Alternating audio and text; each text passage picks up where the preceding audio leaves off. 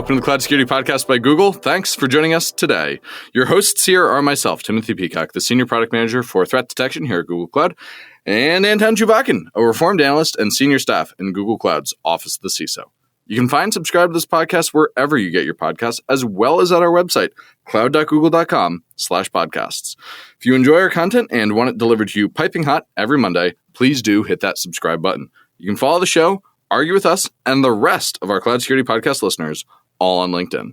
Anton, this is a fun episode today because we're talking and recording about stuff that's happening right now. Yes, we are doing it. I can't say we're doing it live from Google Cloud Next conference because we're actually doing it from the Google office. 4 blocks away. 4 blocks away, exactly. I wanted to say next to next because it would be funnier, but sorry for the 4 blocks thing. It was next to next, and this is airing next week. Yes, correct. It's airing next week, right after next. Got it. That's a mouthful. Listeners, this is fun, though, because Anton and I happen to be in the same room today, which we very rarely do. This is cool. So what did you see at Next that you thought was interesting? As you know, I kind of hate general, broad questions. Hey, what are the trends? So it's true, listeners. You told me this Monday, actually. Yeah, but I think that one thought that came to me, I was observing the expo floor in Moscone and watching the presentations. Obviously, I got this intense RSA vibe, even though I realized that not every vendor is a security vendor in the Next show floor. But it's interesting that I found our own booth for Google Cloud Security. So I thought, hey, we're finally a security vendor. And of course, that statement is probably like years overdue, but it sort of dawned on me when I was wandering the expo floor that we are now a bona fide real security vendor that delivers stuff to secures not just our cloud, but other clouds. Not just our browser, every browser. Yes. Yeah, we're a real security company. And this is like somehow dawned on me, and I guess maybe it's more of a personal observation rather than a fact or new launch, but I kind of felt it very intensely that we are a security vendor. We are the real thing. You know, it was funny, the RSA comparison you bring up, because listeners, the event happens in the same place as RSA happens every year. When you walk the show floor at RSA, everybody's a security vendor. At this event, there were vendors of all kinds of stuff, and it was kind of like, you know, I'm bi, so I hang out in both gay and straight spaces. It's kind of like when you're at a gay bar, almost everybody's gay. But this time, it was as if my usual gay bar was full of straight people. Not everybody was a security vendor. It was very strange. I didn't know what was going on. Felt so out of place. But it was nice to realize that, yeah, we're a real security vendor. We sell, we make, we secure a meaningful portion of the world now. It's really cool. So you have a presentation. I had a presentation. What other presentations did you think was cool? And then I want to talk about some of the stuff in my presentation. Yeah, it's the self-serving bit. It's a little self-serving. And I think rarely are we self-serving. We are very rarely self-serving. But I think that I kind of want to have a meta idea on this first before I go into the presentation I did. So one other thing that we observed when we were working in the vendor expo is that a lot of security we see in the expo floor is sold to security people. Obviously, RSA, back to the traditional security show, security is meant to be sold to security teams, security leaders, but some cloud security is actually sold to cloud people, and it's used by cloud people, not security people. Yes. So my presentation is kind of about the encounter between these two worlds. It's a story about a more traditional security operations center or SOC that suddenly encounters cloud. So I'm taking the view that I'm talking to security people who met cloud for the first time, and maybe their encounters weren't very friendly in the beginning. But I'm also realizing that at this conference, it's more normal to have cloud people encountering security for the first time. So it gives me kind of a weird vibe in my brain. You know what's fun? My talk is about security people helping cloud people learn about security. So in my talk with 2 speakers from Uber, they describe how, as security professionals, they've integrated my product with the rest of Uber, and they use that to help the rest of Uber's cloud people understand security and respond to security, which is really great. You know, listeners, what you say in cloud, you really, because of the scale, because of the distributed responsibility, back to the Sunil Yu episode, security teams can't do it on their own. And we were talking about this earlier in the week too, of how do we, as people move to the cloud, how do we abandon the traditional no mindset and gatekeeper mindset of security and instead have our security organizations become enablers of engineering and business teams to move quickly and safely? And I think there are other notable presentations, but I've noticed one by the team from Mandiant about cloud threats, which felt almost like a perfect prequel for my presentation because I talk about how SOC that just landed in the cloud need to be aware of cloud threats. And their Prezo is a very solid view of what's real in the cloud, what's happening. And it's not just all crypto miners. There's actually fun stuff going on, not just crypto miners. Crypto miners, Tim would say these are solved, right? Well, I did talk about my $1 million protection program against undetected crypto mining attacks, but did you see Kevin's slide during the keynote? No, I have not. So Kevin had a slide during the keynote, and I haven't actually seen it. I've just had it described to me. So this is third-hand description now. But in that slide, he talked about the number of critical vulnerabilities in public cloud providers that have been publicly disclosed over the past couple of years. Yeah, no, this is a bit biased against us, meaning like we don't have enough. Well, so what was interesting is that our graph was labeled and there were 2 other unlabeled data points. And so listeners, I encourage you to go check it out. You can find it online if you search for Next 2023 Keynote on your favorite search engine, whatever that might be. I've seen that visual before. I mean, it's so for me, it was a little spoilered a little bit before. And I know that there's some really staggering numbers. And so Yeah. So I guess one funny thing is if you go watch my talk, you can see me fail at a demo. I love giving demos, and I will confess I gave a live demo yesterday that did not work. Isn't it a rite of passage for a PM that you'd have to have a demo fail on stage in front of ideally millions of people, but we'll take thousands? In this case, merely hundreds. Hundreds. Okay. That's, junior league, I'm sure. Yes. But still intensely painful psychologically. I will have nightmares about this the rest of my life. A little bit like when you think you show up to school naked, I will now forever nightmare about the time that my demo failed live on stage. So let's talk about some launches. We've seen a lot of AI. We've seen a lot of AI, and I think that's the first time when we exposed the whole Duet AI for security. And I think SCC got a duet, or maybe will play as a duet. I don't know. What's the proper term of referring to it? So I asked about that yesterday, and I got a mixed answer. But actually, Connie, who joined us on the show for the RSA recap, explained to me how I should talk about this. And it's a feature of SCC powered by Duet AI. And what we're doing there is 2 things. One, we're using the generative AI to contextualize findings. So when a user, either a security user or an engineering user, looks at a finding, that finding comes with an English language generated, easy to understand explanation of what this finding means, how it was detected, why it's a problem, and what you should do about it. English language, but also correct, right? Yes. That's correct English right? language. I've seen LLMs produce perfect language, better than mine, frankly, but not correct. In this case, it's correct. We've spent a lot of time tuning it, training it, teaching it to really understand cloud. And then we also use that same Duet AI generative capability to explain attack paths. And so one of the things we made a lot of conversations about at the show, one of my demos that did work was my attack path explanation demo, and listeners, go check that out as well. We'll explain attack paths using AI. So an attack path in cloud can be hard to understand. Can you explain attack paths without using AI, but like right now? Because remember when we walked around the vendor expo, we've seen a whole bunch of vendors that actually couldn't stop talking about attack paths. So how about you use your English language and no AI to explain attack paths? So attack paths generally is the concept that maybe we could prioritize vulnerabilities, misconfigurations, exposures, things we want to fix to reduce our risk based on the actual risk that that particular issue or set of issues expose in an environment. And so to do that, you need to understand the environment, you need to understand the issues, and you need to understand how an adversary particularized to that environment would use those issues. Now, I saw a wide range of things that all had the label attack paths. Yes.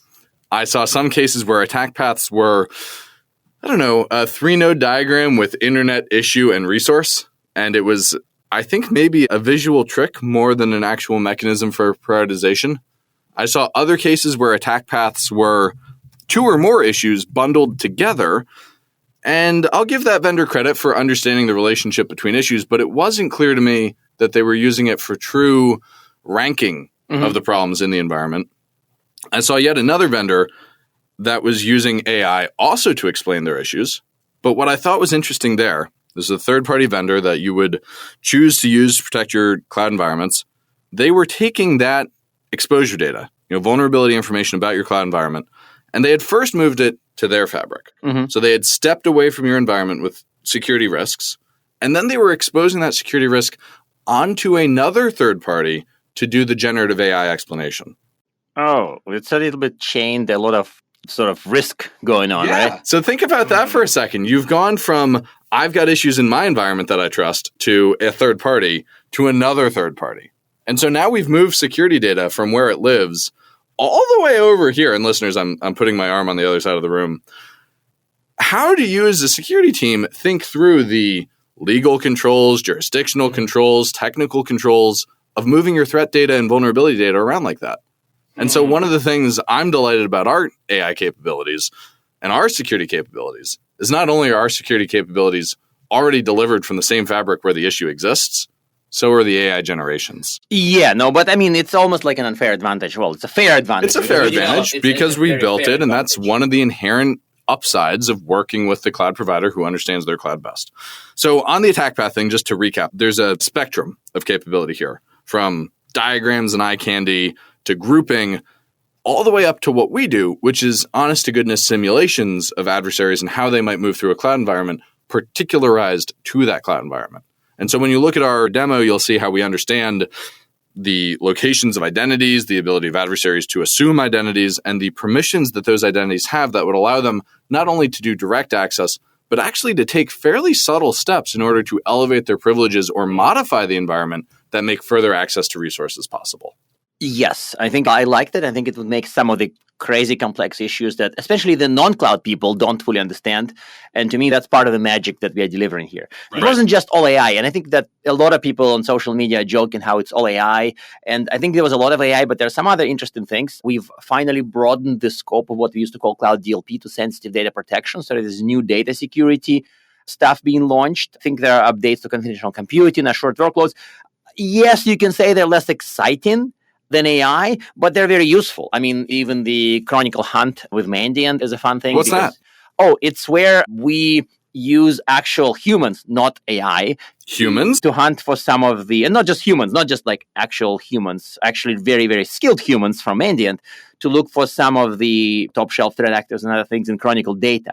We call it Mandiant Hunt for Chronicle, and it's the way to approach some of the detections that are powered by experienced threat hunters on your Chronicle data. So wait. Let me make sure I got this right. You're telling me that there's now an offering for Chronicle customers where they can get Mandiant's hunters to hunt for threats in their environments using Chronicle and Mandiant together. That's exactly correct. And awesome. I think that it is really awesome, but the point is that we have fun stuff that's not about AI. That's literally the opposite of AI because it's human beings. Well, they probably use AI too. Okay, fine. They probably do. But it's human intelligence, not artificial intelligence. That's the core of the offering, where we're taking these experienced people who know how to do hunting really well and bring them to you. That's correct. That's exactly right. I think that's part of the fun, and it's the part of the fun that's solid, valuable, interesting for security, and it's not about AI. At all. At all. Yeah, no, that's great. I think that's really quite a powerful capability. We had a couple of other hallway conversations that I thought were pretty interesting. We're at the point now where I think we're asking, will the real slim CNAP please stand up? Oh, yes, this was interesting. And I feel like, to me, it switched my brain off from asking that question. These conversations in the vendor expo and the hallway made me think that I should stop asking, please the real CNAP stand up? Because I feel like there's a CNAP with an application DNA and there's a CNAP with platform DNA, and both of them have legitimate claims to being the real CNAP. Yeah, if you have the CNAP that started largely around CSPM. By the way, people hate us for speaking acronyms without explaining them. Yeah. But it's also a little bit of an IQ test because like CNAP is this one of those acronyms that my former colleagues have coined, and it's 5 letters, not 4. And not everybody knows what it stands for. Cloud Native Application Protection Platform. You're exactly right. Yes, I think you paid your Gartner tax with remembering this. Goodness gracious. So listeners, CNAP, Cloud Native Application Protection Platform. If you hear me spell out that acronym and still have no idea what it means, not my fault, Anton's former colleague's fault. What is a CNAP? And explain it without saying it's a CSPM plus a CWPP. No, because there are other components. I left Gartner in 2019, and I think that CNAP was just being cooked. It was kind of still, I can smell them cooking them in the kitchen, so I know what it was. But I felt like CNAP has grown to be the platform for securing customers' cloud experience. And customer cloud experience isn't the same as cloud platform plus apps. It's actually all of the above. It's cloud usage, it's apps, it's data in the cloud, It's your the upstream posture, IDP. it's your upstream stuff. It's to an extent whatever the cloud provider exposes, say APIs. So while in security we have a long history of trying to go for the platform and never succeeding, going back to, 90s, I think CNAPP is this type of a bundle stack of things you need in the cloud to have a secure cloud experience. And what are the other two components that I mentioned? What are those and how do they fit into it? What do those stand for? CSPM and CWPP. CSPM and Cloud Security Posture Management. What gets better if you use a CSPM? Well, the dreadful cloud security issue everybody keeps talking about for 10 years is misconfiguring something. So CSPM is purported humanity's answer to cloud misconfigurations, and they've been trying to give that answer for 10 years, and it's been kind of tricky. If that's the answer for 10 years, how come we still have misconfigurations? Let's focus a separate episode on this very question. I don't think I have That's a good question for an episode. It's a really good question. I have a blog on this somewhere, and I think you told me not to mention my blog more than 5 times an episode. Well, now we're at 1. So that CSPM is help us with posture. What about CWPP? CWPP is What does that stand for? Cloud Workload Protection Platform.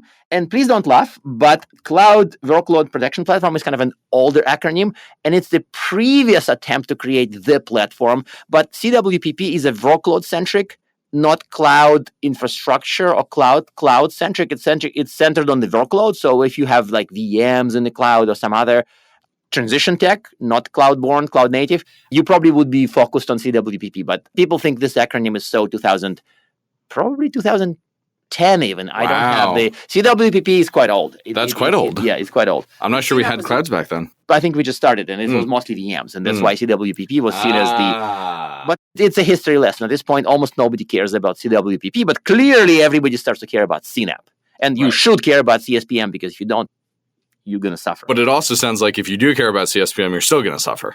We decided to shelve this question until the next episode. Okay. So anyway, listeners, the debate we were having about CNAPP with all of that background is whether you were a more legit CNAPP, having approached the problem from roots on the CSPM side, focusing on getting posture right, or whether you were a real CNAPP because you started from the workload side and then came back to do the posture. And the answer later. is yes. The answer is yes. The answer is yes. I think it's a bit like the story of John Henry, where they're digging from both sides of the mountain and they meet in the middle. I don't know which side is going to be John Henry, though. Is it going to be the workload providers of the world that fall over dead? Is it going to be the posture providers of the world that fall over and say, wow, this Team Shovel really is great? I think it doesn't matter, but it does matter that you do shovel from both sides. Because I think that if you only shovel from one side and you try to make your CSPM better without gaining any application visibility, you're not going to lead to customers having secure experience in the cloud. I agree with that. Yeah. This is our second digging-related metaphor recently, and I'm glad we didn't dig down to hell this time or have an argument from the shovel lobby. We should have some episode that mentioned dwarves and mines and stuff like that. I think it'll be kind of cool. I think that has a good ring to it. I'll think about how we can do that. Good ring to it, indeed. Yeah. All right. So I think we're getting up on time, and I'm not sure we have a ton more to say about the conference. Do you have final closing thoughts here on what we should take away from all this? So I have 2. One of them is... Actually, I had a few very fun hallway conversations. And magical hallway conversations? One of them was quite magical. Wow. So I was going around and asking people how they help customers with cloud migration, security during cloud migration. How do they get people to transition from the lift and shift mindset and the 1990s data center mentality to more cloud native? And there was somebody who really sparked some kind of inspiration/depression in my mind, and actually both. They kind of said, well, people who carry a lot of their 1990s style infrastructure and copy it to the cloud are kind of multiplying technical depth, and then they plan to pay it off in the future as they slowly become cloud native. And it's a very difficult journey for a lot of people, and you can give them advice. But this person who I was talking to said, actually, their take was, don't pay technical debt. Default on technical debt. Yes. Leave the old stuff to be old, but put most of your energy into making sure that all the new stuff is done in a new way. Is this very Michael Scott, I declare bankruptcy? That's probably a little bit too depressive a take, but the interesting point is that if people burn out trying to turn 1990s stuff into the cloud one VM at a time, and then they kind of die trying in some cases. Instead, what they should do, according to this person, is to make sure that all the new stuff is done in a new way, that you don't start with VMs in 2023. You start with serverless in 2023. Serverless, and you start with modern services. Well, that's interesting. So it struck something in my mind. I'm now kind of obsessed with this take a little bit. But how do you bridge that gap? That conversation did not get to that point. But it was interesting how making sure that new stuff is done in a new way rather than making sure all the old stuff is converted is an interesting focus or refocus for them. And that's one, and it's kind of, again, if I have one big idea after a conference, that's a good idea. That's great. And the second point I wanted to make is that when I started making about cloud security being sometimes built for cloud people or for security people. And sometimes you see a tool that has vulnerability assessment in the cloud. Some of the cloud native organizations are building technologies to do vulnerability assessment. But of course, there was a very active market going back to 90s, if not 80s, of doing vulnerability scanning, maybe late 80s. I think the first tool was written in the very first beginning of 90s. Not the point. The point is that many, many years of evolution of vulnerability assessment. And now suddenly there's a bit of a rebirth of that in the cloud. So we have security tools written for security people, and we have security tools written for cloud people. And adoption is really interesting. I've seen people adopt, deep in my heart, I think of them as still kind of inferior tools that were built by cloud people for cloud people. Was there an argument about some cloud security vendor building exploitability metric in their scan? And I thought, but wait a second, the classic vulnerability assessment vendors have built it, and I found the press release in 2009. Literally, they had exploitability metrics since 2009, and it's seen as new by cloud people who haven't seen that evolution. Of course it is. If they never saw it, of course they think it's new. Yes, and so this to me is freaking me out a little bit, but I think that the actual meta thought here is that there are cloud security tools built by security people for security people that then suffer adoption hurdles. And there are cloud security people built by cloud people for cloud people that are easily adopted, but they are sometimes inferior in functionality.